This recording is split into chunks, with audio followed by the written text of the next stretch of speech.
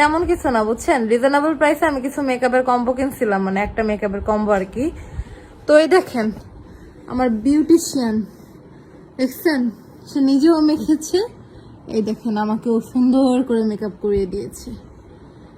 কিনছিলাম রিজনেবল প্রাইসে, যে ঈদ আসতেছে তাহলে কিনি, রেখে দেই, কম দামে পাইছি A to Z একটা মেকআপের কম্বো, কিন্তু না কাজ হবে না। কি দিয়ে করছে দেখায়, দাঁড়ান কম্বোটা দেখায়, ওয়েট। না এগুলা খেও না, এগুলো আমি কিনছি।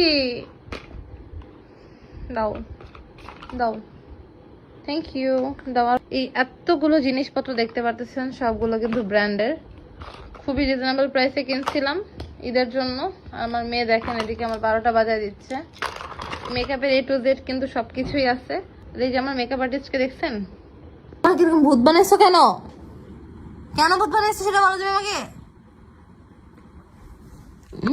আমরা দুজন ভূত। এটা হলো সর্বশেষ আপডেট, বুঝছেন? এই দেখেন আমার ঘরের অবস্থা।